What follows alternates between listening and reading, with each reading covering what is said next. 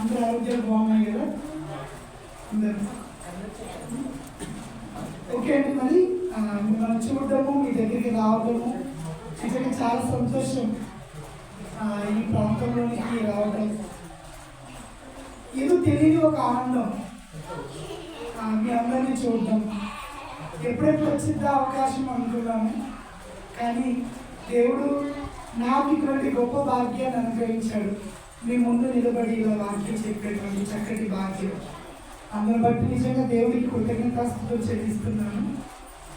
మరి ఏమాత్రము ఆలస్యం చేయకుండా ఒక మంచి విషయాన్ని అయితే ఈరోజు మనం అందరము కలిసి ఆలోచన చేద్దాం. ప్రియులారా, మీకు ముందుగా ప్రకటింపబడినటువంటి అంశాలలో ఒకటే దేవుని ధర్మక్షేత్రంలో దుష్టులు. రాసుకునేవారు చక్కగా రాసుకోండి, వినేవారు ఇంకొంచెం శ్రద్ధగా వినవలసిందిగా మీ అందరినీ కూడా మనం చేస్తున్నాను. దేవుని ధర్మక్షేత్రము, అందులో ఎవరున్నారంట? దుష్టులు. అదేంటండి, దేవుని ధర్మక్షేత్రంలో దైవార్కరంటే ఉండాల్సింది, అవునా కదా? దుష్టులు ఉండడం ఏంటి అర్థమవుతుందా మీకు? ఒకసారి ఈ మాట మీకు అర్థం కావడానికి, ఇది మా ఇల్లు అండి, మా ఇంటిలో అందరూ కూడా సంస్కారవంతులు, వినయంతో ఉన్నవారే ఉంటారండి. ఇది వినయంతో కూడినటువంటి కుటుంబము. ఇక్కడ అందరూ విధేయులే ఉంటారు. ఏమండి, ఇది మెకానిక్ షాప్. ఇచ్చట అన్ని పనులు రిపేర్ చేయబడును. అది కారు లేదా బైకు కదండి. అలాగే ఏమండి, స్థలమును బట్టి అక్కడ ఏం జరుగుతుందో అది మనకు అర్థమవుతుంది. మాట వినిపిస్తున్నది లేదా? వినకుండా లేదా? ఇప్పుడు దాకా బాగుంది. అలాగే దేవుడి ధర్మక్షేత్రంలో కూడా ఏమండి, నిజానికి మనము సాధారణంగా ఆలోచించినప్పుడు ఎవరు ఉండాలి? దేవుళ్ళు ఉండాలి, అవునా కదా? కానీ మనదేంటి? దుష్టులు ఉంటున్నారు, అంటే దౌర్భాగ్యులు ఉంటున్నారు. ఒకసారి చూడండి.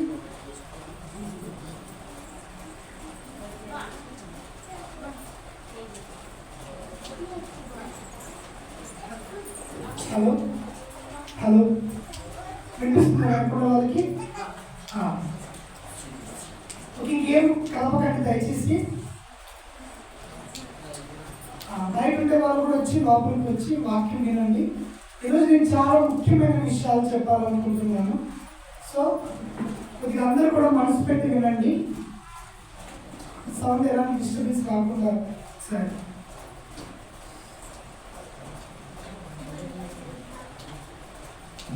ప్రియమైన దేవుని వాళ్ళారా, ఇప్పుడు బాగుందండి, అలా ఉంచండి. బేస్ తీసేసి టేబుల్ పెట్టండి చాలు. అంటే దేవుని ధర్మక్షేత్రము ఏమిటి? ఈ ధర్మక్షేత్రము ఏంట్రా? ఇదేమైనా ధర్మక్షేత్రం అనుకుంటున్నారా? ఇదేమైనా సత్రం అనుకుంటున్నారా? ఓ వచ్చే వాళ్ళకి పోయే వాళ్ళకి తిండి పెట్టడానికి అదే కదండి వాడతాం ఎక్కువగా పదము. ఇక్కడ దేవునికంటూ ఒక ధర్మక్షేత్రం ఉందట.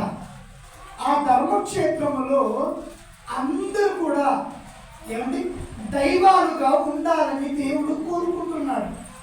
కానీ ఎలాంటి వారు ఉంటున్నారు అంటే, కొన్ని విషయాలను ఈ సందర్భంలో మనం బైబిల్లోనికి వెళ్ళి ఆలోచన చేస్తే, మొదటిగా ఇర్మియా గ్రంథం ఒకసారి చూడగలిగితే, ఇర్మియా గ్రంథము 5వ అధ్యాయము, ఇర్మియా గ్రంథము 5వ అధ్యాయము 26వ వచనం చూడండి ఒకసారి. ఇర్మియా గ్రంథము 5వ అధ్యాయము 26వ వచనం. మేలు కలుగుకుండుటకు. అవును, నా జనులలో ఈ మాట చూడండి, నా జనులలో దుష్టులున్నారు అంటున్నారు. చాలండి, అంతే. ఎవరి జనులు? ఏమిటి? నా జనులు, నా జనులలో దుష్టులున్నారు అంటున్నారు. చూడండి, అంటే నేను ఎవరినైతే వీళ్ళు నా వారు అనుకున్నానో, నా సొంత జనము అని అనుకున్నానో, వారిలో ఎవరున్నారట? దుష్టులు ఉన్నారంటండి. అంటే బాగా వినండి, ఇప్పుడు దేవుడు నా వారు, నా సొంత వారు, నా పిల్లలు అని ఎవరిని అనుకుంటున్నాడు? ఏమండి, మనల్ని అనుకుంటున్నాడా? లేకపోతే కుక్కను, లేకపోతే జంతువులను, దేవదూతలను వీరు నా పిల్లలు అంటారా? ఎవరు నా వారు అంటారు? మనల్నా? చెప్పచ్చు, పర్వాలేదు, మీరు గట్టిగా మనల్నే కదండి. అందుకే ఒకవేళ మీకు డౌట్ వచ్చిద్దేమో, ఒకవేళ సందేహం వచ్చేది మనల్నే కాదా అని. ఏమండి, ఒక మాట చూపిస్తాను చూడండి. ద్వితీయోపదేశ కాండములో 14వ అధ్యాయము 1వ వచనం చూడండి ఒకసారి. ద్వితీయోపదేశ కాండము 14వ అధ్యాయము 1వ వచనం. మీరు మీ దేవుడైన యెహోవాకు బిడ్డలు. అంటే ఎవరంట మనము? మీ దేవుడైన యెహోవాకు బిడ్డలు. అంటే ఈ భూ ప్రపంచంలో ఉన్నటువంటి ప్రతి ఒక్కరు, అనగా మానవ జన్మ ఎత్తిన ప్రతి ఒక్క నరుడు ఎవరికి బిడ్డ, లేకపోతే ఎవరికి కొడుకులు? దేవుడికి. ఏమంటే ఆయన పేరే యెహోవా అని చెప్తున్నాడండి. అంటే మనమందరము ఎవరికి జనులు? దేవుడికి జనులు. ఏమంటే ఇలాంటి జనులలో ఎవరున్నారట? దుష్టులున్నారు. నా జనులలో దుష్టులున్నారు. మరి నా జనులను ఎక్కడ పెట్టానో తెలుసా? నేను ఎక్కడ పెట్టానంటే ధర్మక్షేత్రంలో ఉంచాను. ఆ మాట ఒకసారి చూస్తారా? యెషయా గ్రంథము 26వ అధ్యాయము 10వ వచనం చూడండి ఒకసారి. యెషయా గ్రంథము 26వ అధ్యాయము 10వ వచనం.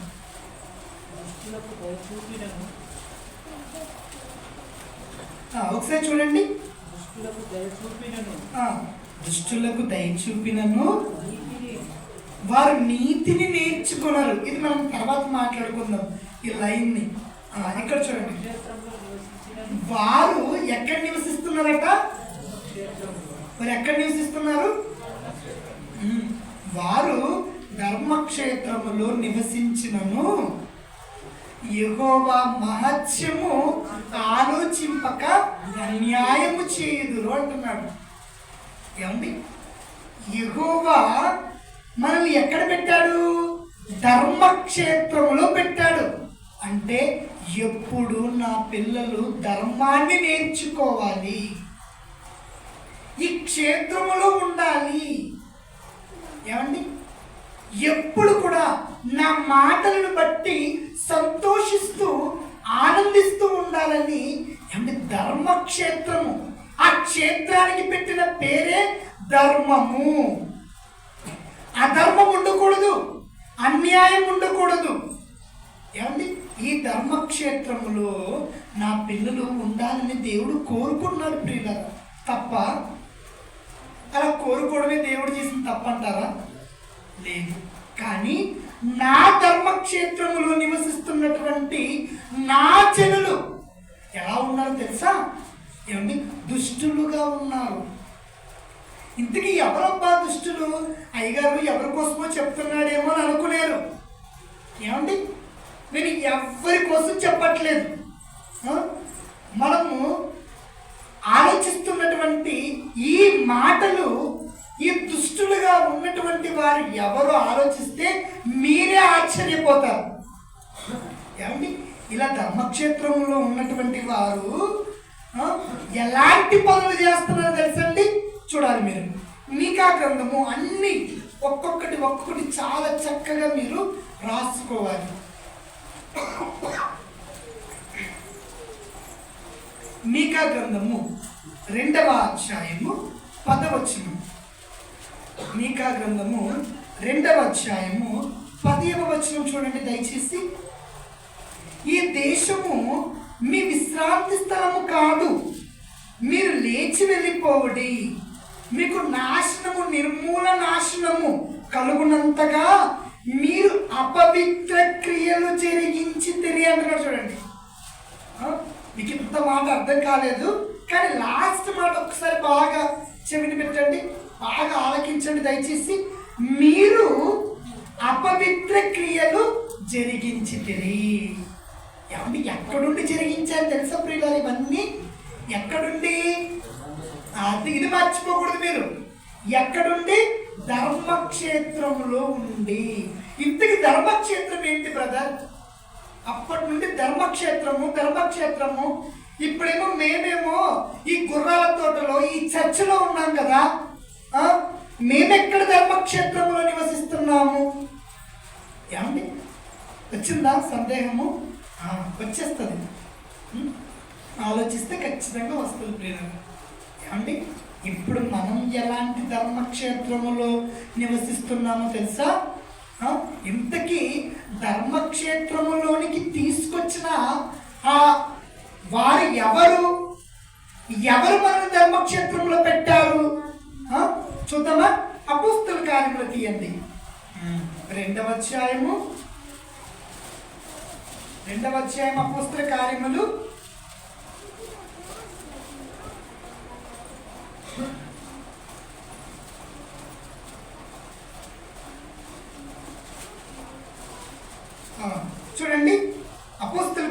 2వ అధ్యాయము 40వ వచనం చూడండి, లేదా 41 చూడండి. 41 నుంచి నేను చదువుతాను. కాబట్టి అతని వాక్యము అంగీకరించిన వారు బాప్తిస్మము పొందిరి. అక్కడ బాగా ఏమంటే వాక్యం అంగీకరించిన వారు ఏం పొందారంట? మీరందరూ వాక్యం వింటారు కదా. నెక్స్ట్ ఏం చేస్తారు? అయ్యగారండి ఏం చేయాలండి? ఇప్పుడేమో చాలా గొప్పగా వాక్యం చెప్పారు మీరు, ఇప్పుడు ఏం చేయాలి? మీరు మీ పాపాలు కడిగేసుకోండి, యేసుక్రీస్తు వారి రక్తములో మీ పాపాలన్నీ కడిగేసుకొని బాప్తిస్మము పొందండి అని చెప్తాం. వెంటనే మనం ఏం చేస్తాము? బాప్తిస్మం తీసుకుంటాం. ఇప్పుడు మీరు చెప్పండి, ఎంతమంది బాప్తిస్మం తీసుకున్న చెయ్యి ఎత్తండి. చెయ్యి, ఏం మొహమాటం లేదు. Very good, teacher. బాప్తిస్మం తీసుకున్న వారే కదా అందరూ? వాక్యం అంగీకరించుకున్న వారే కదా? అనగా ధర్మాన్ని అంగీకరించి బాప్తిస్మము తీసుకొని ఎక్కడ చేర్చాడు ఇప్పుడు చూద్దాం. చూడండి, ఎక్కడ చేర్చాడు? మరియు వారు ఏక మనసులై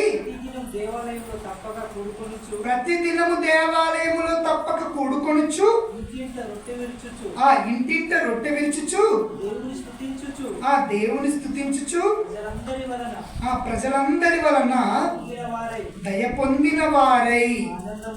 47 చూడండి, 47 చివరి మాట.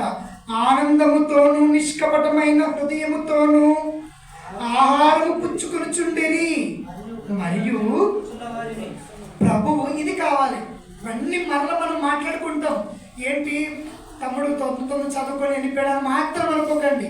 అన్ని నేను నీట్గా విడమర్చి మీకు అర్థమయ్యేటట్టుగా చెప్పడానికి ఇంత దూరం వచ్చాం. ఈ ధర్మక్షేత్రంలో ధర్మాన్ని అంగీకరించినటువంటి మనల్ని ఎవరు చేరుస్తున్నారో చూడండి. ప్రభువు. ఆ మాట కావాలి మనకి. మరియు ప్రభువు రక్షణ పొందుచున్న వారిని అనుదినము వారితో చేర్చుచుండెను. ఏమండి, అనుదినము ఎవరితో చేరుస్తున్నారు? ఏమండి, రక్షణలో ఉన్నటువంటి వారిని, ధర్మానుకూలంగా నడుచుకునేటువంటి వారిని ధర్మక్షేత్రములో అనగా సంఘములోనికి దేవుడు ఏమని చేరుస్తున్నాడు. ఇప్పుడు అర్థమైందండి, ధర్మక్షేత్రం అంటే ఏంటి? సంఘం. అర్థమవుతుందా? ధర్మక్షేత్రం అంటే ఇప్పుడు మనము కూర్చున్నామే, ప్రతిరోజు ధర్మానుసారమైనటువంటి మాటలను ప్రతి ఆదివారం వాక్యమును అంగీకరిస్తూ వింటూ ఏమండి సంఘములో రొట్టె విరుస్తూ ఉంటున్నాం కదా, అది ఏంటో తెలుసా? ధర్మక్షేత్రము. ఇక్కడ రొట్టె విలువబడును. ఇక్కడ వచ్చినటువంటి ప్రతి ఒక్కరికి కూడా వాక్యం వినిపించబడును. ఇక్కడ ధర్మానుకూలమైనటువంటి సంగతులు వినిపించబడతాయి. అధర్మాన్ని వివరించరు. అంటే ధర్మాన్ని ఉపదేశించే ఈ క్షేత్రాన్ని ధర్మక్షేత్రము అని అనుకుంటే మనమందరము కూడా ఏమండి రక్షణ పొందుతూ అనుదినము చేర్చబడుతున్న వారముగా మనముంటే మనము రాను రాను ఎలా మారిపోతున్నామో చెప్తున్నా చూడు. నా జనులు ఎలా ఉన్నారు? దుష్టులుగా ఉన్నారు. ఇప్పుడు అర్థమైందా ప్రియులారా మీకు? ఏమండి దేవుని ధర్మక్షేత్రములో దేవుళ్ళుగానే ఉండవలసినటువంటి మనము ఎలా ఉంటున్నాము? దుష్టులుగా ఉన్నాం ప్రియులారా. ఎలా మారిపోతున్నామో తెలుసండి? చూడండి ఒకసారి.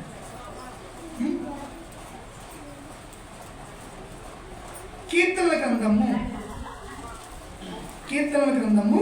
106వ కీర్తన 43వ వచనం చూడండి.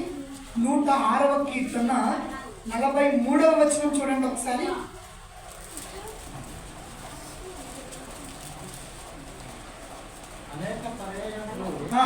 అనేక పర్యాయములు ఆయన వారిని విడిపించెను, అయినను వారు చూడండి, అయినను వారు తమ ఆలోచనను అనుసరించి తిరుగుబాటు చేయుచూ వచ్చిరి. తమ దోషము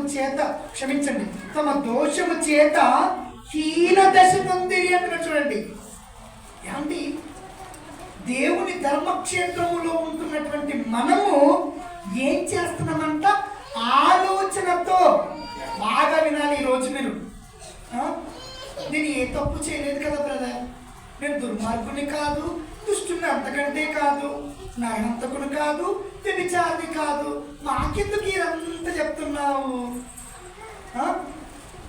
మేము ఏదో జనసంచారానికి దూరముగా ఈ గుర్రాల తోటలు నివసిస్తూ ఉన్నాము, ఇంత సబ్జెక్టు మాకెందుకు అని అనుకుంటున్నారు మీరు.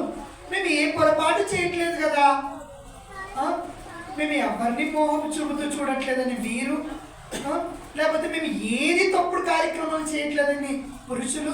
ఇక స్త్రీమూర్తులు అయితే మేము వంట పని చేసుకుంటాం కదా బ్రదర్, మాకేముంది అని అనుకుంటున్నారేమో.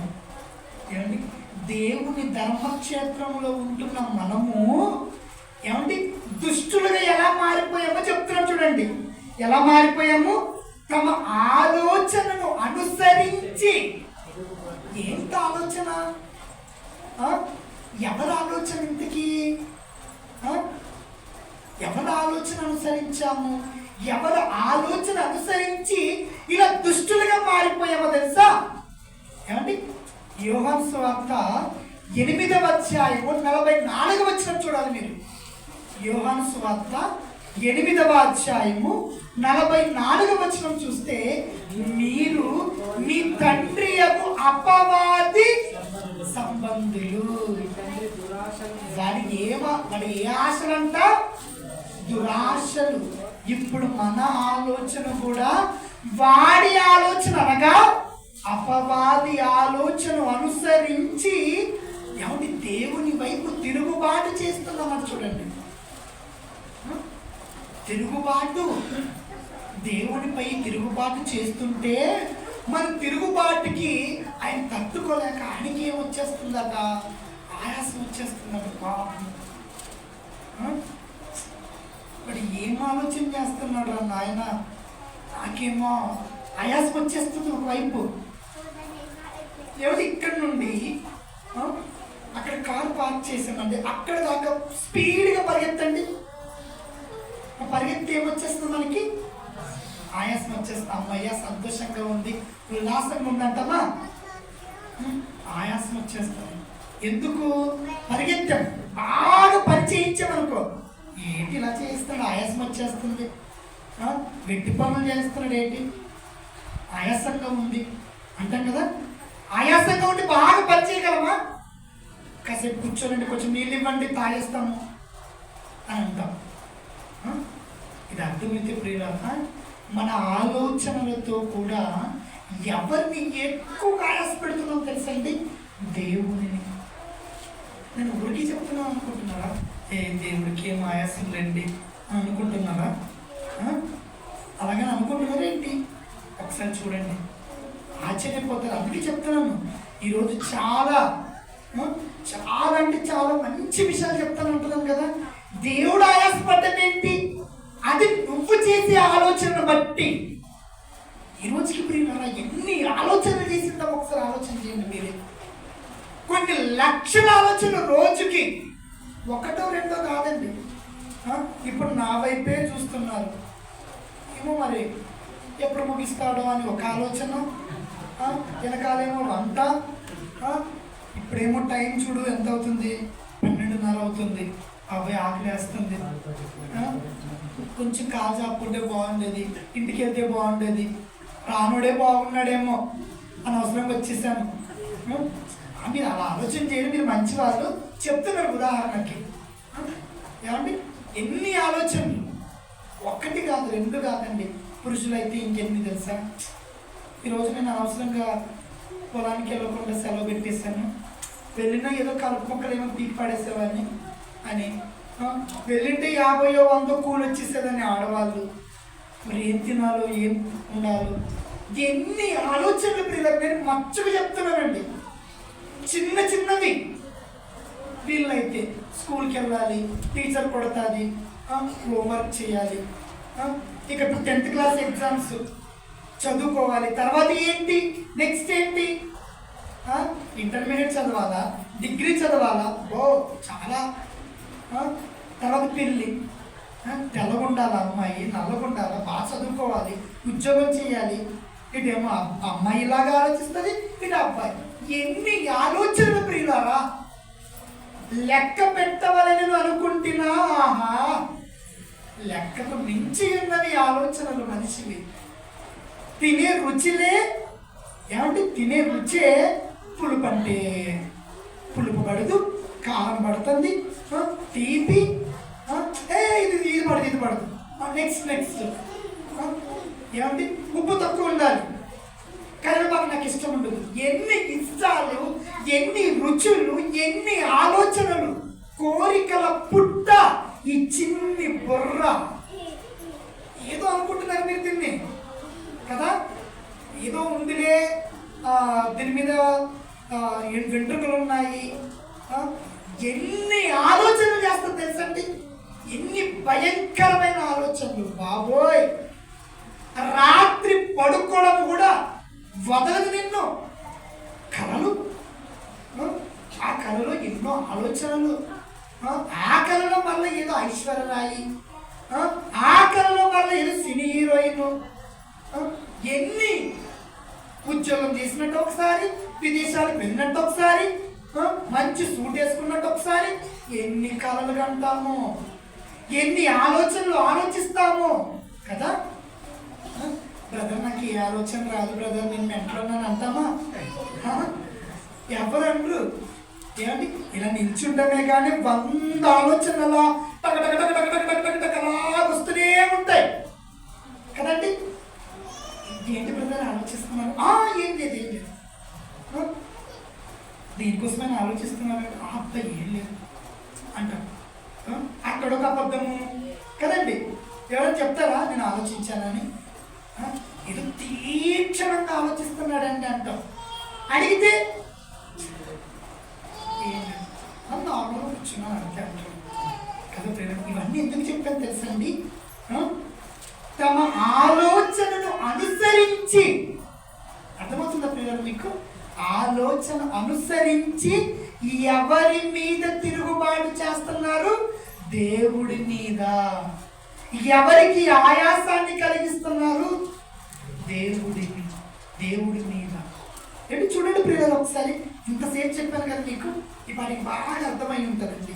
ఒకసారి కీర్తనల గ్రంథంలో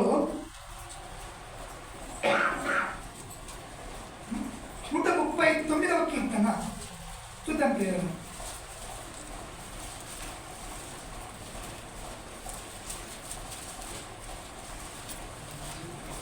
139వ కీర్తన 23వ వచనం చూడండి. 23వ వచనము.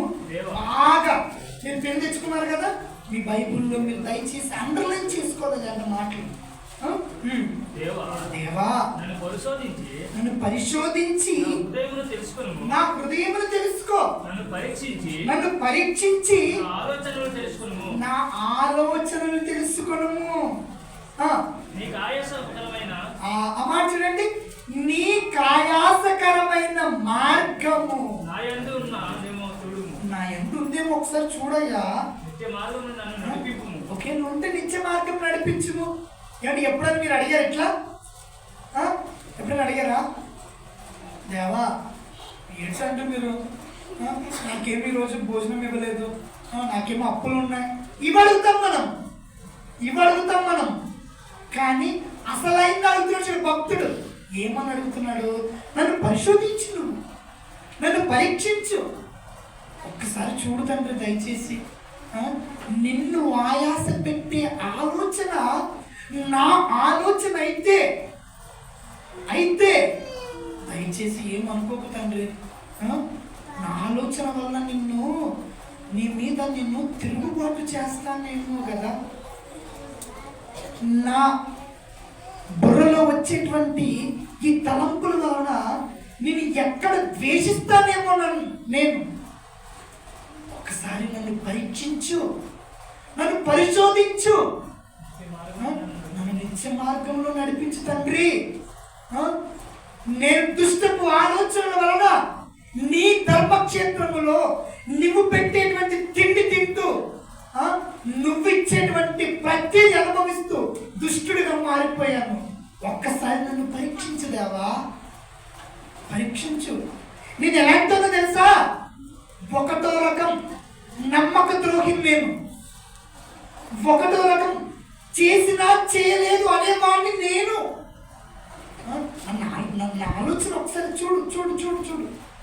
ఏమంటే ఎప్పుడైనా మనము దేవుడితో ఇలా మాట్లాడేమో ఇలా లక్షల ఆలోచనలు చేస్తూనే ఉంటాం. ఎన్ని ఆలోచనల వలన, నీ బుర్ర వలన ఎవరు ఎక్కువగా ఆయాసపడుతున్నారు చెప్పండి.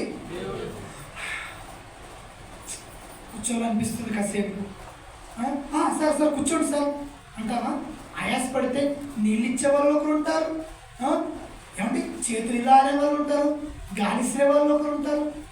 ఏమంటే మరి రోజు మన ఆలోచనలను బట్టి దేవుడు ఆయాసపడుతున్నాడు కదా, దానికి ఏం చేస్తున్నాం మనం? ఆలోచన చేయండి మీరు. ఏమండి ఒకసారి చూడండి, ఒక మంచి మాట. హోషేయ గ్రంథము 11వ అధ్యాయము. హోషేయ గ్రంథము 11వ అధ్యాయము 7వ వచనం చూడండి ఒకసారి. హోషేయ గ్రంథము 11వ అధ్యాయము 7వ వచనం.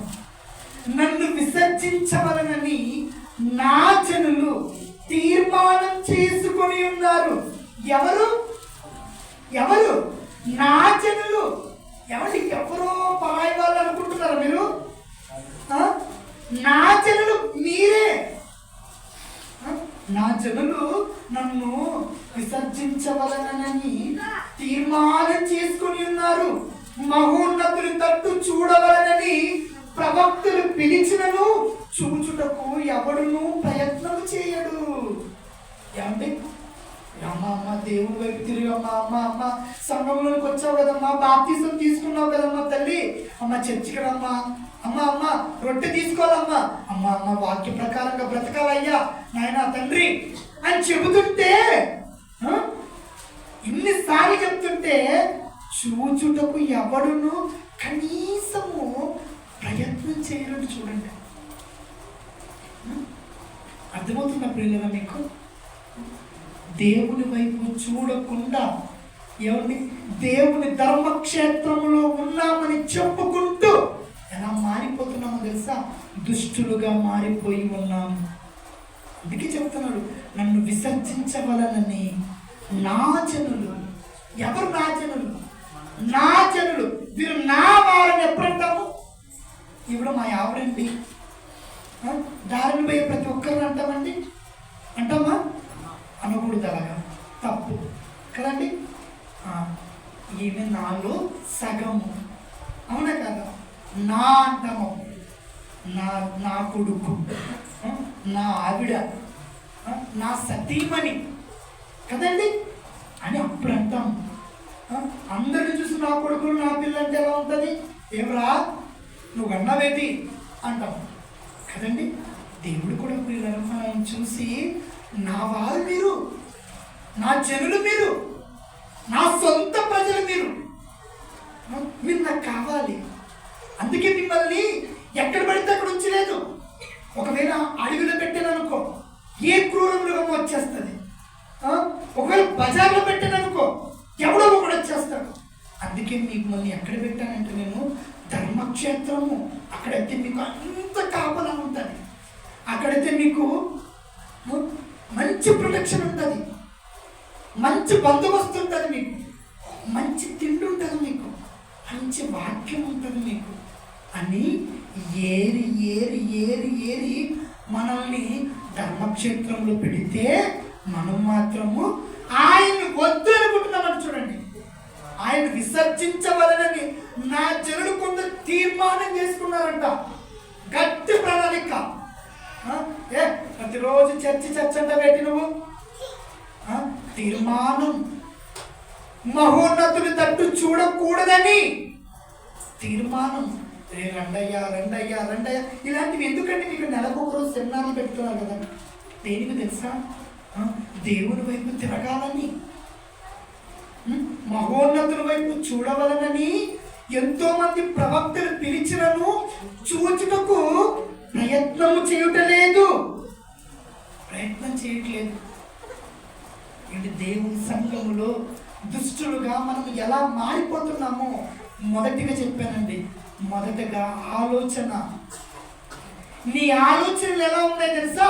దేవునిని దుఃఖ పెట్టేటట్టుగా, దేవునిని ఆయాస పెట్టేటట్టుగా మన ఆలోచనలు ఉన్నాయి.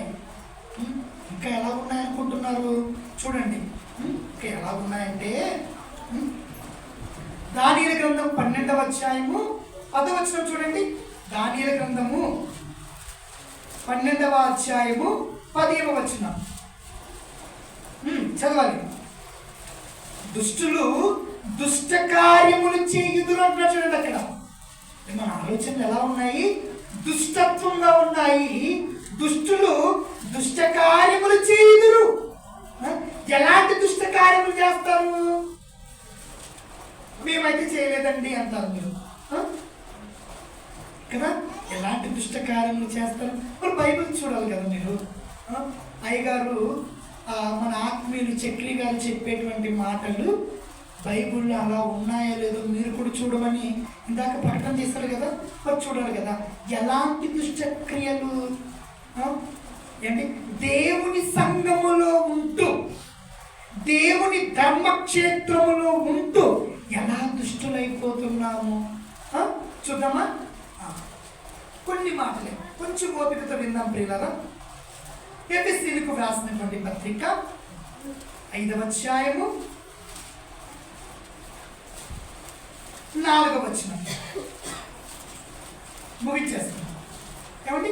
ఎఫెసీయులకు వ్రాసినటువంటి పత్రిక 5వ అధ్యాయము 4వ వచనం చూడండి. అవును, చదవండి కిందకి. కానీ చూడండి, ఇవన్నీ చూడండి బాగా. ఒకసారి 3వ వచనం చదువుతానండి. 3వ వచనం ఆగు చూడండి.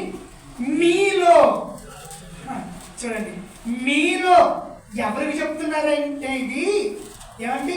బాప్తిస్మము తీసుకొని ఏమండి దేవుని సంఘములో అనగా క్రీస్తు సంఘములో ఉంటున్నటువంటి సంఘస్థులకు చెప్తున్నటువంటి మాట. ఒకప్పుడు ఎఫెసీ సంఘానికి చెప్తున్నాడు, ఇప్పుడు దేవుడు మనకు చెప్తున్నాడు. మనం కూడా ఎక్కడున్నాము? మనం కూడా ఏదో సత్రంలో లేం కదా. మనం ఎక్కడున్నాము? ఆ దేవుడి సంఘమైన, క్రీస్తు సంఘమైన, ధర్మక్షేత్రములో మనము కూడా సంఘస్థులుగా, క్రీస్తు సంఘ సభ్యులుగా మనం ఉన్నాం. ఏంటి ఇప్పుడు మనకు చెప్తున్నాం చూడండి, మీలో జారత్వము, అపవిత్రత, లోభత్వము, ఏమండి ఇవన్నీ కూడా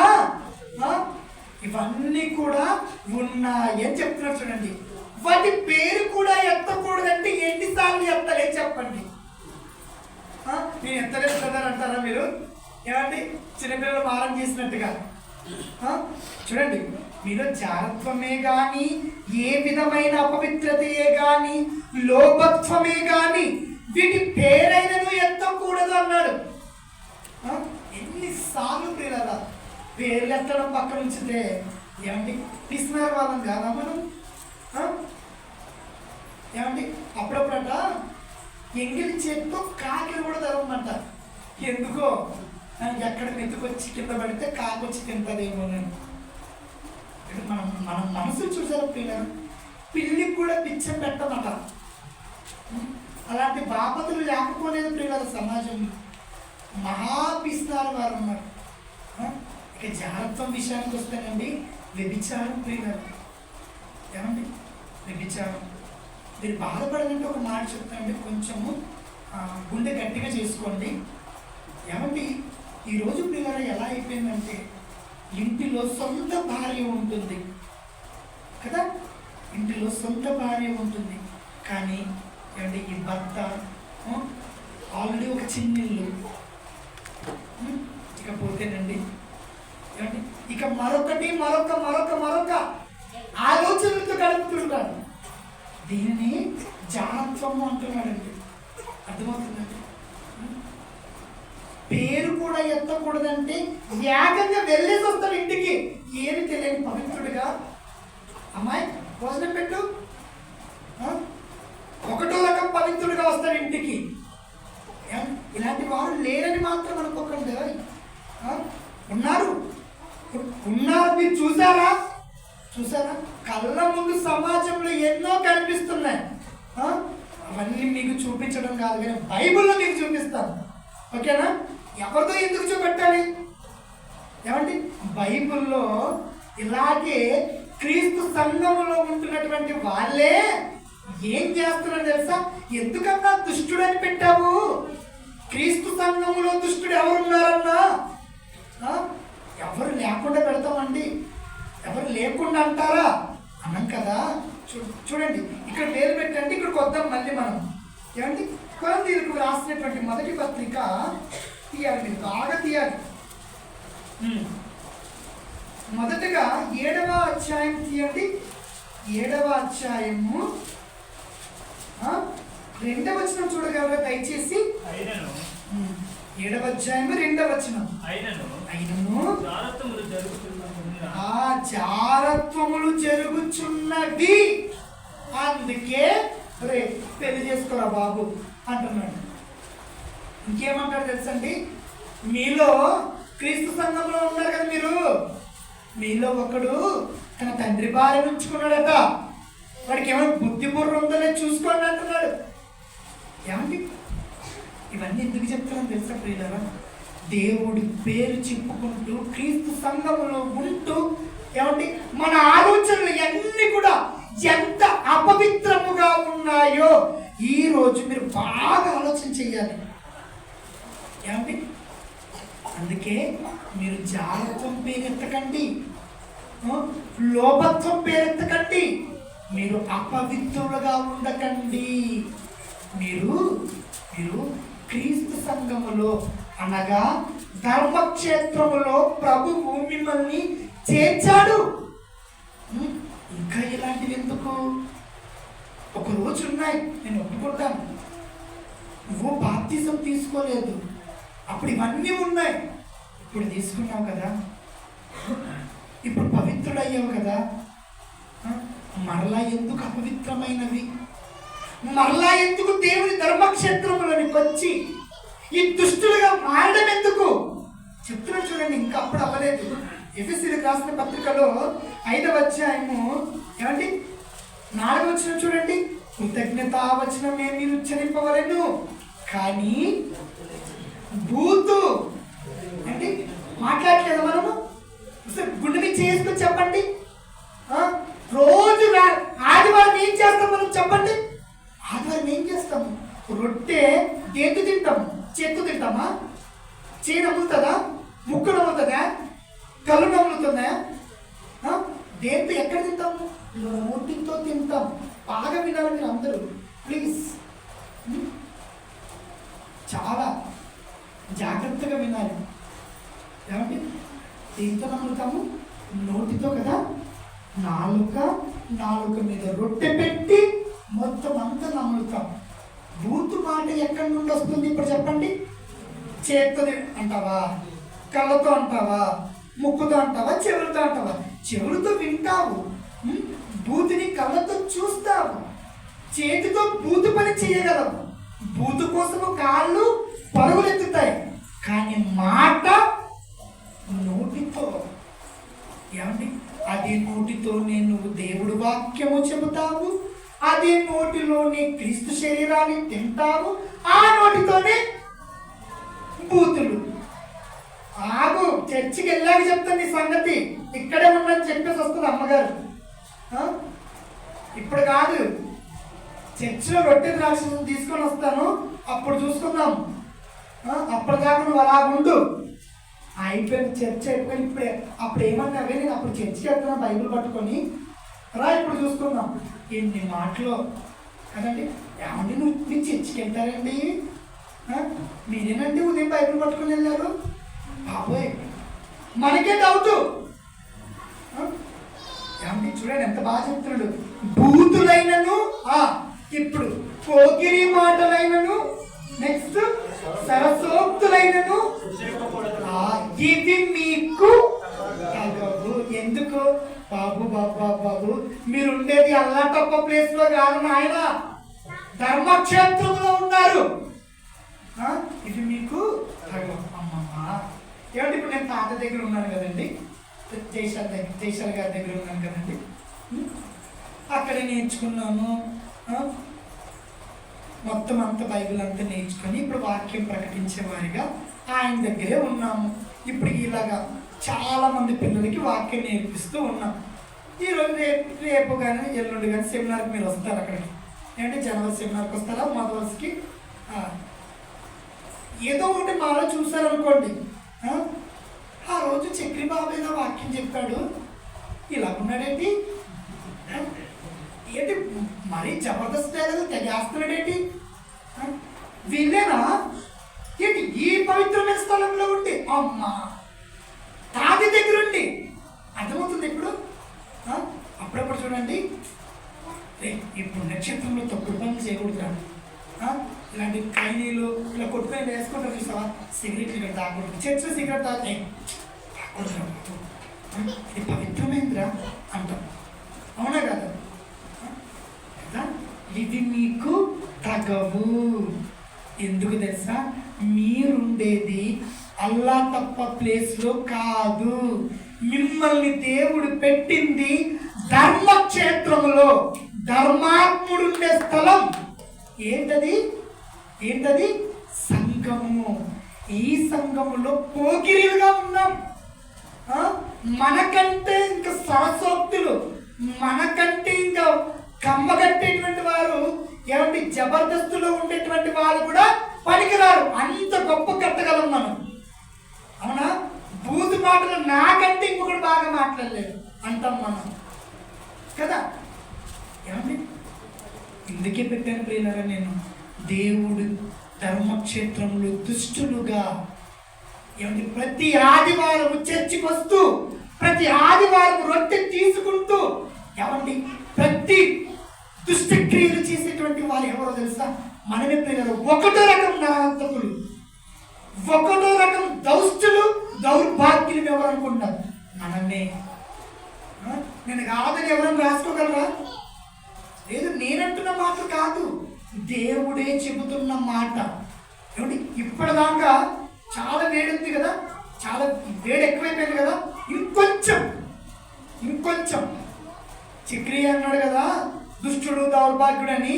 ఏమండి నా మాట మీరెందుకు పట్టించుకోవాలి?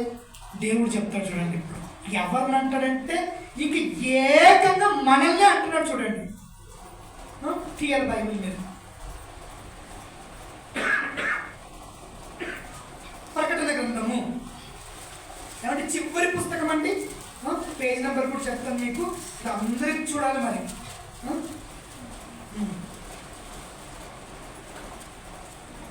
ప్రకటన గ్రంథము 3వ అధ్యాయము 16, 17 పేజ్ నెంబర్ వచ్చేసి 230. పెద్ద బైబిల్ తీసుకుంటే 230 పేజ్ నెంబర్. అందరు తీయాలి బైబిల్. ఎవరు బైబిల్ చదవచ్చు, అందరూ బైబిల్ తీయాలి దయచేసి. నేను చదువుతున్నానే. ఏమంటున్నాడు? ప్రకటన గ్రంథములో 3వ అధ్యాయము 16, 17 వచనాలు. నీవు వెచ్చగానైనను చల్లగానైనను ఉండక నులివెచ్చగా ఉన్నావు కనుక నేను నిన్ను నా నోట నుండి తూమని ఉమ్మేస్తాను. ఎప్పుడు ఉమ్మేస్తానండి మాట? మీరు ఎప్పుడు ఉమ్మేస్తారండి? ఒకరి మీద ఉమ్మేయాలంటే ఎప్పుడు ఉమ్మేస్తారు? ఇలా కోట్ వేసుకొని మీ ఇంటికి భోజనానికి వచ్చేస్తారు అనుకోండి, తూవని ఉమ్మేస్తారా? దుర్మార్గుడు వాడు. అంత చిన్న పిల్లలు వాడు ఎలా ఏం చేయాలనిపించింది? వాడికి ఎలా పాడు చేయాలనిపించింది? వాడు ముఖం మీద ఎవరైనా ఉమ్మేయండిరా అంటామా? మనమే వెళ్ళి తుమ్మేసి వస్తాం. ఉమ్ము రాకపోతే లోపల నుంచి తీసని వేస్తాం వెళ్తాం. అవునా కదా? మన హైదరాబాద్ ప్రాంతంలో చైత్ర అనే అమ్మాయిని, చిన్న అమ్మాయిని, పాప, చిన్ని పాప, ఆయనతో ఒక 6 సంవత్సరాలు అంటే తల్లిదండ్రులు బయట ప్రాంతానికి పనికి వెళ్ళారు. పాప స్కూల్కి వెళ్ళి ఇంటికి వచ్చింది. అక్కడే ఉంటాడు, పక్కిల్లే. ఏమండి వచ్చేసి ఆ పాపను పాడు చేసి ఏమండి చంపి, చేప ఉంటుంది చూసారండి, చేప కూర్చుంటాం, ఆ చేపలో ఇలా ముదురు చుట్టి పెట్టేశాడండి. తల్లిదండ్రులు వచ్చి వెతుకుతున్నాడు. ఎక్కడ? బల్ల కింద చేపలు చుట్టి పెట్టాడండి. చిన్న పిల్లండి ఆ పాప. వీడు చూస్తే బద్దలా ఉన్నాడు. ఏంటి ప్రపంచం అంతా ఏమన్నా తెలుసా? వాడిని నడి రోడ్డు మీద ఉరి తీయాలి. మీరు ఏమైనా నాటకాలు ఆడతారేమో, నా కళ్ళ ముందు వచ్చి వాడిని ఉరి తీయాలి. వాడి చెప్పులతో కొట్టి మేము కూడా వాడిని చంపాలి. ప్రజలు అందరూ అన్నారండి. ఎందుకు? దుష్టుడు కాబట్టి. చిన్న పిల్ల ఎవరో, చెల్లి ఎవరో, తల్లి ఎవరో తేడా తెలియదు కాబట్టి వాడి మూతి మీద వెళ్ళి ఉమ్మేసి జనులందరూ వాడి చెప్పుతో కొట్టి అంటే చంపేశారు. అంతే కదా ప్రియులారా? మరి దేవుడు మనల్ని ఉమ్మేయమనుకుంటున్నాడట. నీది ఒక బ్రతికేనేట్రా? నువ్వు ఒకరోజు బయట పందిలా దొరిలేవాడివి. నిన్ను తీసుకొని వచ్చి నీట్గా స్నానం చేయించి నేను ధర్మక్షేత్రంలో పెట్టాను. నేను ఒకరోజు నువ్వు ఎలా ఉన్నావో తెలుసా? పాపాలతో ఉండేటువంటి వాడు నువ్వు. నా కుమారుడైనటువంటి యేసుక్రీస్తు ప్రభుల వారిని పంపించాను. నేను నీ కోసం ప్రాణం పెట్టించాను. నేను శుభ్రంగా కడిగి ఇదిగో ఈ క్షేత్రంలో పెడితే నువ్వు ఎలా ఉన్నావురా? ఎలా ఉన్నావు? నీది ఒక బ్రతికేనేంట్రా అన్నట్టు చెప్తున్నాడు. తెలుసండి, మనది ఒక బ్రతికేనా? నోటితో గుమ్మేయాలనుకుంటున్నాడు. చూడండి, ఎందుకో తెలుసా? ఎందుకు? నీవు చూడండి 17, నీవు దౌర్భాగ్యుడవు, దిక్కుమాలినడుగా నువ్వు, దరిద్రుడు నువ్వు, గుడ్డివాడు నువ్వు. చాలండి, నువ్వు ఒక దరిద్రుడు, నువ్వు ఒక దిక్కుమాలినోడు. నువ్వు ఏమండి సంఘములో ఉంటున్నటువంటి వారిని దేవుడు అంటున్నటువంటి మాట ఇది. ఏమనుకుంటున్నారు ప్రియులారా? సంఘంకి వచ్చేసాము, రోజు వాక్యం వింటాము, వెళ్ళిపోతాము, అంతే. రొట్టె ద్రాక్షసం తీసుకుంటాము, ఇంక ఏమి ఆ పనికి ఏమీ లేదని అనుకుంటున్నారా? కాదు ప్రియులారా. ఏమండి దేవుని ఆలోచనల ప్రకారంగా బ్రతకాలి. ఏమండి ఇక బాప్తిస్మం తీసుకున్నాం కదా, ఇక ఎలా ఉన్నా పర్వాలేదు అనుకుంటున్నామా? లేదు. బాప్తిస్మము తీసుకున్నది మొదలుకొని నువ్వు చచ్చేంత వరకు, యేసుక్రీస్తు ప్రభుల వారు వచ్చేంత వరకు నీ పవిత్రతను కాపాడుకుంటూ బ్రతకాలి. అందుకే నిన్ను ప్రజల మధ్య ఉంచలే తెలుసా? అందుకే మూర్ఖుల మధ్య మనం ఉంచలేదు.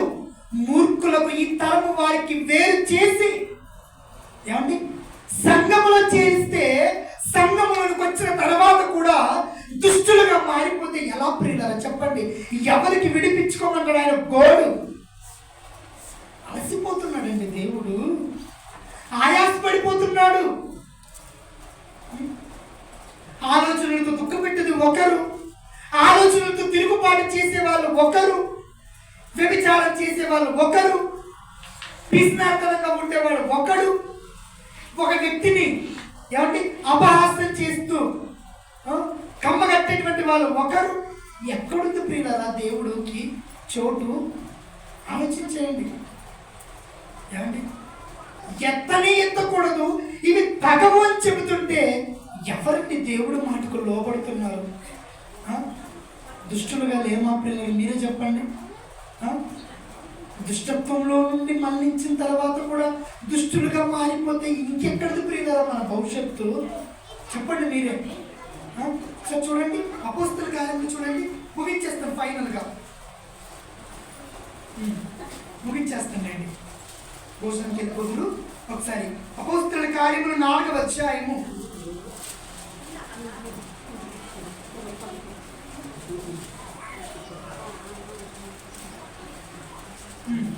క్షమించండి 3వ అధ్యాయము, అపోస్తల కార్యములు 3వ అధ్యాయము చివరి వచనం 26వ వచనం చూడండి.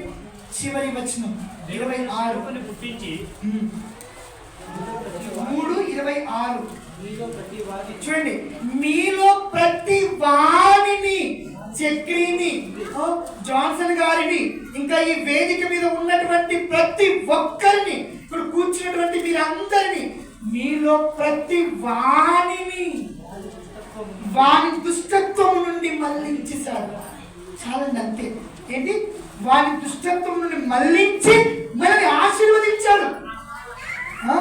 ఆశీర్వదించి మనల్ని ధర్మక్షేత్రంలో పెట్టాడు, అనగా సంఘములో పెట్టాడు. ప్రియులారా ఏమండి, దుష్టత్వం నుండి మరణించిన తర్వాత మరలా దుష్టులైపోవడం ఏమైనా న్యాయమా? అది నేను అడుగుతున్నాను ప్రియులారా. ఇంక నేను ఏం అడగట్లేదు. పాపము నుండి మరణించిన తర్వాత మరలా పాపలు అయిపోతున్నాం ప్రియులారా. మనము బాప్తిస్మం ద్వారా ఏం చేశాం చెప్పండి? చూడండి పిల్లలు సైలెంట్గా ఉంచండి. బాప్తిస్మం ద్వారా మనం ఏం చేశాము? మన పాపాలన్నీ ఏం చేశాము? కడుక్కున్నామా? సమాధి చేశాం. అవునా? ఎవరైనా సరిగ్గా సమాధి చేయలేదా? ఎవరైనా సరిగ్గా సమాధి చేయలేదా? చేయి మునుక్క, కాలు మునుక్క ఎవరు ఉన్నారు అలాగా? లేదంటే చిన్న ఏమైనా సౌండ్, ఏమైనా చిన్న కన్నం ఏమైనా పెట్టుకున్నారా సమాధికి? ఇంకొకసారి ఆ కన్నం నుంచి ఒక్కొక్కటి తవ్వుకోవచ్చు అనడానికి బాగా సరిగ్గా సమాధి చేశారా? ఏమండి నీటిలో అన్ని ముంచేశారా? ముంచేశాం. అవునా కదా? పాతి పెట్టేశాం లోతైన నీటిలో. మన పాపములన్నీ అన్ని అన్ని పాతి పెట్టాం కదా ప్రియులారా. అలా ఎందుకండి ఒక్కొక్కటి ఆ సమాధి ఉంది కదా, మట్టిని అలా కొంచెం ఎందుకండి మరలా తవ్వుకుంటూ ఒక్కొక్క పాపం బయటికి తెచ్చుకుంటున్నాం మరలా? ఏమని న్యాయమా ప్రియులారా? అంటే విడాకులు ఇచ్చినటువంటి భార్య భర్తలు ఎప్పుడైనా కలుస్తారా? కలవరు కదండి. మరి పాపానికి మనము విడాకులు ఇచ్చేసామండి. ఒకప్పుడు మనం పాపలం. ఒకప్పుడు అంటే బాగుంటుంది అన్నమాట. బాప్తిస్మం తీసుకున్న తర్వాత కూడా నేను ఘోర పాపిని తండ్రి, నేను పరిశుద్ధపరిచాను కదయ్యా, రక్తంతో కడిగాడు కదమ్మా, అయినా కూడా ఇంకా అలాగే మనము ఇంకా పాపం చేస్తూ ఏమండి ఇంకా దుష్టులుగా మారిపోతూ ఉంటే దేవుడికి ఎవరిని చూసి ఆనందపడాలి? సంఘాలను చూసి ఆనందపడదామంటే సంఘాలలో ఉన్నటువంటి ప్రజలు ఇలాగే ఉన్నారు. చిన్నపిల్లలైనా చూద్దామంటే మరి బాల్యం నుండి వారి ఆలోచనలన్నీ చెడ్డ. ఎక్కడి ప్రియులరా దేవుడికి ఆనందం చెప్పండి? ధర్మక్షేత్రములో దేవుళ్ళు ఉండాలి. దేవుళ్ళు లేరు, దుష్టులున్నారు, వ్యభిచారం చేసేటువంటి వారు ఉన్నారు, లోపత్వం కలిగిన వారు ఉన్నారు, పోగిరి మాటలు చెప్పేటువంటి వారు ఉన్నారు. అందుకే చివరిగా దేవుడు మనకు చేస్తున్న హెచ్చరిక మాట, చివరిగా ఇలా నీ దుష్టత్వము నుండి మారుతావా సరే, మారు మనసు పొందుతావా సరే, లేకపోతే ఏం చేస్తానంటున్నాడు చూడండి. ఫైనల్గా ప్రకటన గ్రంథము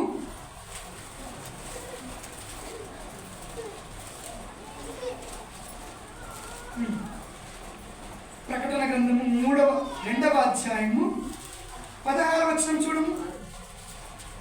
ప్రకటన గ్రంథము 2వ అధ్యాయము 16వ వచనం. కావున మారు మనసు పొందుము, ఇంకా మీలో ఎవరైనా బాప్తిస్మము తీసుకోకుండా, రేపు తీసుకుందాంలే, ఎల్లుండి తీసుకుందాంలే, ఇంకొంచెం అనుభవించవలసినవి ఉన్నాయిలే, అన్ని అనుభవించి తీసుకుంటాను, వద్దు. మారు మనసు పొందుము, లేని ఎడల నేను నీ యొద్దకు త్వరగా వచ్చి నా నోట నుండి వచ్చు ఖడ్గము చేత అది నిన్ను నరికి పడేస్తాను నేను అని చెప్తున్నాడు. అసలైన మాట అది. యుద్ధం చేస్తారంటే ఏదో ఇలా అంటారని కాదు. ఏమండి, మారు మనసు పొందండి. ఏ రోజు చనిపోతామో, ఏ రోజు ఎలాగా మన చావు మన కళ్ళ ముందు కనిపిస్తుందో తెలియదు. ఈరోజు ఉంటాం, రేపు పోతాం ప్రియులారా. ఏమండి, అలా ఒక బటర్ఫ్లై, ఒక సీతాకోక చిలుకలాగా ఏమండి అలా ఎగిరిపోతాం, కనిపించము. నేను రేపు మారు మనసు పొందుతానండి, ఎల్లుండి మారు మనసు పొందుతానండి, వద్దు. అలాంటిది ఈ రోజే యేసుక్రీస్తు ప్రభుల వారిని రక్షకుడుగా అంగీకరించి నీ పాపాలు అన్ని కడిగేసుకోవాలి. ఇంకా మారు మనసు పొంది బాప్తిస్మము తీసుకున్నటువంటి వారితో దేవుడు చెబుతున్న మాట, ఇక నీ దుష్టక్రియలన్నీ విడిచిపెట్టుము, లేని ఎడల నేను నీ యొద్దకు త్వరగా వస్తాను, నేను నా నోట నుండి వచ్చేటువంటి ఖడ్గముతో నేను చంపేస్తాను. నేను దుష్టుడుగా వద్దు. ఇంకా ధర్మక్షేత్రంలో ఉంటూ అటు ఆ పడవ మీద కాలేస్తూ ఈ పడవ మీద కాలేస్తూ మధ్యలో ఏంటి నీ బ్రతుకు? ఉంటే వెచ్చగా ఉండు, ఉంటే చల్లగా ఉండు. ఏటలా అటు ఇటు చర్చికి వస్తాడు, ఇటు లోకంలో కలుస్తాడు, అవునా కదా? చర్చికి వస్తాడు, చేసేటువంటి ఎడ పనులన్నీ చేస్తాడు. అమ్మ మళ్ళీ చర్చికి వెళ్తాను బ్రదర్ నేను చెప్పుకుంటాడు. ఏంటి అది బతుకేంటి మనది? ఏమండి, అరే నీకంటే నేనే బాగున్నాను కదా అంటాడు ఒక అన్నిడు, అవునా కదా? నేను చర్చికి వెళ్ళిన దరిద్రంగా ఉన్నావా? నేను ఏ చర్చికి వెళ్ళలేదురా, నేను లోకంలోనే ఉన్నాను, నీకంటే నేనే బెస్ట్. నువ్వు నటిస్తున్నావు, నువ్వు నటనగాడివి, నువ్వు ఒక దుష్టుడివి, దేవుడి పేరు చెప్పుకుంటూ బ్రతుకుతున్నావు. నేను నిజంగా తప్పు చేస్తున్నాను. ఏమండి, తెలిసి తప్పు చేస్తూ మనము ఏమండి ఎక్కువ దెబ్బలు కొడతాడు ప్రియులారా దేవుడు. దేవుని ధర్మక్షేత్రములో దేవుని పేరును అడ్డు పెట్టుకొని ఇంకా నేరాలు చేస్తూ ఇంకా దుష్టులుగా మారిపోతున్నటువంటి మనకు దేవుడు కొట్టేటువంటి దెబ్బలు అలా ఇలా ఉండవు ప్రియులారా, ఎక్కువ కొడతాడనేసాడు. ఏమండి, వాడికి దెబ్బలు పడతాయి, బయట ఉండే వాడికి కూడా పడతాయి. ఇంకెందుకు మారలేదని వాడికంటే ఎక్కువ శిక్ష ఎవరికి అనుకుంటున్నాడు? మనకే. ఏమండి, కాబట్టి ప్రేమైన దేవుని పిల్లలారా ఒక్కసారి ఆలోచించండి. నేను ఇంత గొంతు చించుకొని ఇంత ఆవేదనతో మాట్లాడడంలో కారణం ఒకే ఒకటి ప్రియులారా, దేవుడు మనల్ని ప్రేమించాడండి. ఎంత ప్రేమించాడో తెలుసండి? దుష్టులుగా ఉన్నటువంటి మనల్ని ధర్మక్షేత్రంలో ఉంచాడు ప్రియులారా. అదృష్టవంతులే కదండి, చాలా అదృష్టవంతులండి. నిజంగా ఏమైపోయే వాళ్ళమో.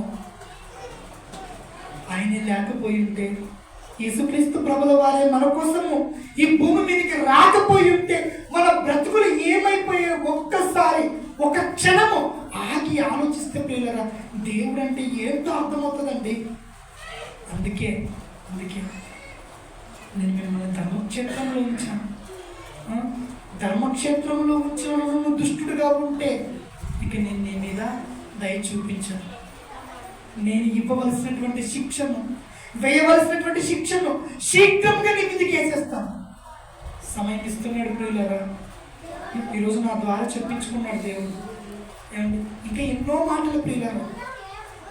ఒక్కొక్క వాక్యోపదేశకుడు ఇక్కడ నిలబడి చెబుతున్నాడంటే అది దేవుడే మాట్లాడుతున్నాడు. నిజం ప్రియులరా, అది మన కోసమే మాట్లాడుతున్నాడు. ఈరోజు గడిచింది రేపట్లో అడుగు పెట్టామంటే, అమ్మో ఇంకా ఏదో సర్దుకోవాల్సింది ఉందేమో తండ్రి, ఇంకొకసారి బ్రతికిచ్చావా తండ్రి నా కోసము, మారుతాం దేవా, ఇంకొకసారి క్షమించు తండ్రి ప్లీజ్,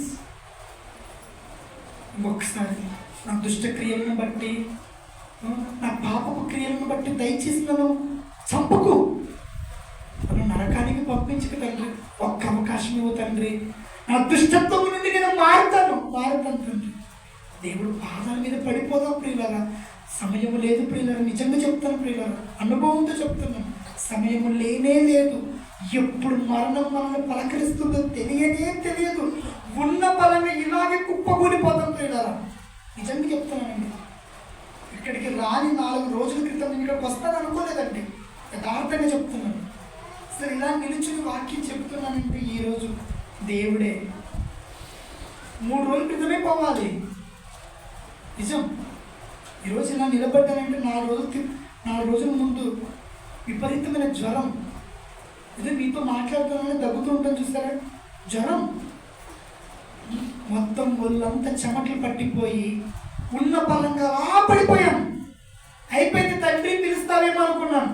నిజం చెప్తున్నాను, అర్ధరాత్రి. కానీ దేవుడు ఈరోజు మీకు ఈ మాటలు తెలియజేయాలి కాబోలు మరలా బ్రతికిచ్చాడు. నిజంగా ప్రియులారా చెప్తున్నాను, ఎప్పుడు పోతామో తెలియదండి.